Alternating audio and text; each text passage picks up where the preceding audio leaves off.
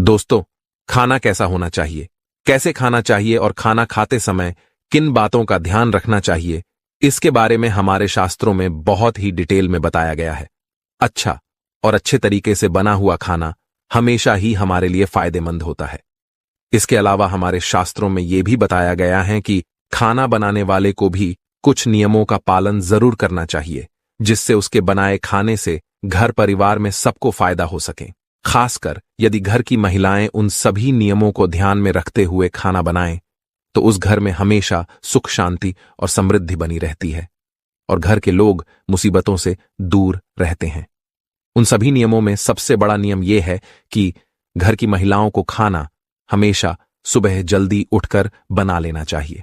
आप सोचेंगे ऐसा क्यों? तो आइए हम एक कहानी सुनते हैं जिससे आपको ये बात समझ में आ जाए। बहुत पहले एक गांव में रमेश नाम का एक व्यक्ति रहता था। रमेश बहुत ही होशियार और हुनरमंद कुंभकार था, जो कि मिट्टी से ऐसे ऐसे सुंदर सुंदर बर्तन, खिलौने और अन्य चीजें बनाता था कि लोग देखकर हैरान रह जाते थे।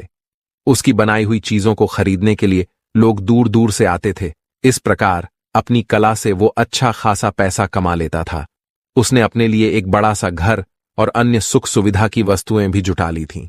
लेकिन दुर्भाग्य से अपने माता पिता की मृत्यु के बाद रमेश अपने बड़े से घर में अकेले ही जीवन यापन करता था। उसकी बुआ से उसका ये अकेलापन देखा नहीं गया और उन्होंने अपने रिश्ते की एक सुंदर सी लड़की शांति से उसकी शादी करा दी। शांति सुंदर तो थी, लेकिन बहुत ही आलसी थी। किसी भी काम में उसका मन नहीं लगता था। उसे नींद बहुत प्यारी थी, जबकि रमेश को भोर में उठकर नित्य कर्म निपटाकर अपना काम शुरू करने की आदत थी। शांति सुबह देर से उठती थी और थोड़े बहुत काम किए नहीं कि फिर से सो जाती थी। आलस की मारी वो शाम तक सोई ही रहती थी और फिर जैसे तैसे आलस करते हुए ही खाना बनाती थी। घर में ना तो पहले की तरह साफ सफाई थी और ना ही रमेश को समय पर अच्छा खाना मिलता था।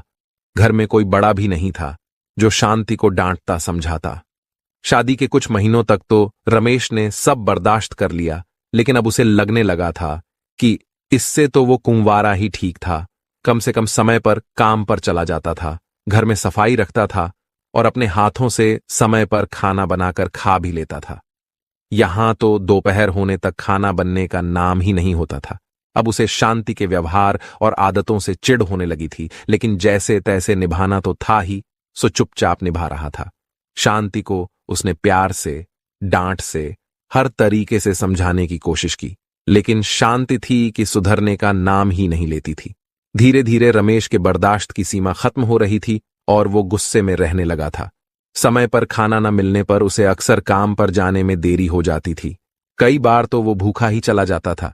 फिर दिन भर भूख के कारण वो चिड़चिड़ाता रहता था। इन सभी बातों का बुरा असर उसके काम पर पड़ रहा था। उससे पहले की तरह काम नहीं हो रहा था।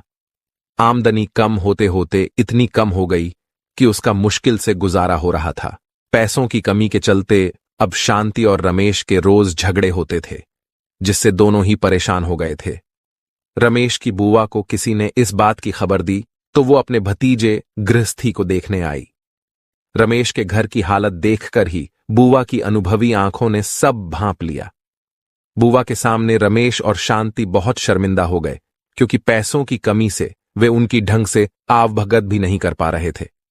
अकेले में शांति ने बुआ से रमेश की शिकायत कर दी कि वो उसका ध्यान नहीं रखता है और लड़ता है सो अलग। बुआ ने शांति की बात को ध्यान से सुना, हालांकि वो जानती थी कि गलती किसकी है। उन्होंने शांति को सही राह दिखाने की सोच ली। दूसरे दिन बुआ ने आराम से सो रही शांति को भोर में ही जगाया और उसे घर की साफ सफाई करने के लिए कहा। बुआ की डांट के डर से शांति बेमन से उठी और काम पर लग गई। बुआ ने भी शांति की मदद की, जिससे घर चमचमा उठा। अब बुआ ने शांति को जल्दी से नहा धोकर तैयार होने के लिए कहा। शांति उनकी इस बात को भी मना नहीं कर पाई और जल्दी से नहाकर आ गई। अब बुआ ने उसे भोग बनाकर भगवान की पूजा करने के लिए कहा। शांति ने ऐसा ही किया। चमचमाते हुए घर में भोग और धूप दीप की सुगंध फैल गई तो अपने आप ही घर का वातावरण प्रसन्न हो गया। पूजा करने के बाद अब शांति को भी बहुत अच्छा लग रहा था। उसका सारा आलस पल भर में ही छू मंत्र हो गया और वो प्रसन्न मन से जल्दी से खाना बनाने की तैयारी में जुट गई। रमेश के जागने से पहले ही उसने घर में जो था उसी से अच्छा सा खाना बना लिया। नित्य समय पर रमेश उठा तो घर की रौनक देखकर बहुत खुश हो गया। उसने भी जल्दी जल्दी नहाया और भगवान की पूजा की। रसोई से आ रही खाने की महक से उसकी सोई भूख जाग गई और जब शांति चेहरे पर मुस्कुराहट लिए उसके सामने खाने की थाली ली आई तो वो शांति के बदले हुए व्यवहार से हैरान रह गया। उसने बुआ की तरफ देखा तो वो भी मुस्कुरा दी। रमेश सब समझ गया। उसने बहुत तसल्ली से खाना खाया और शांति को बड़े ही प्यार से देखा। रमेश की नजरों में अपने लिए प्यार देखकर शांति को भी सब समझ में आ गया। उस दिन शादी के बाद पहली बार रमेश भरे पेट घर से निकला था। अच्छे खाने के असर से दिन भर उसका मन काम में लगा रहा, जिससे उस दिन उसकी अच्छी कमाई हुई और शाम को वो खुशी से घर लौटा। शांति को अब अपनी गलती का एहसास हो गया था।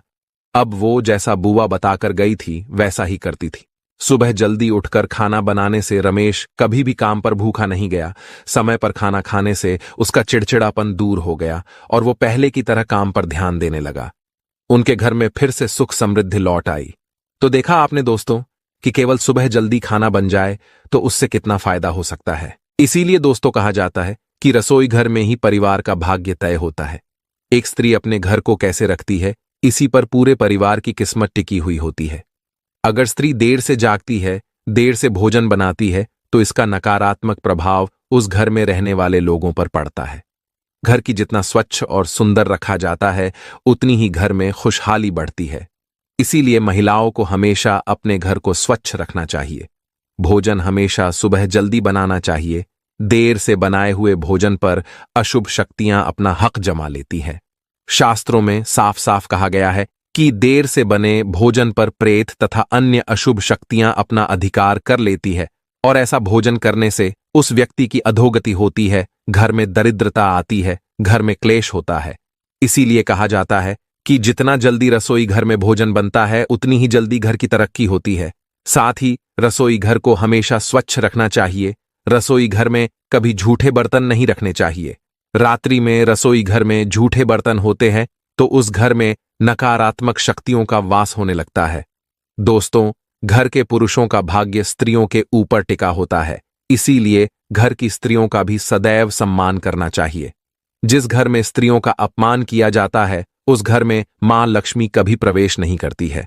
साथ ही स्त्रियों को भी अपनी मान मर्यादा का ख्याल रखना चाहिए।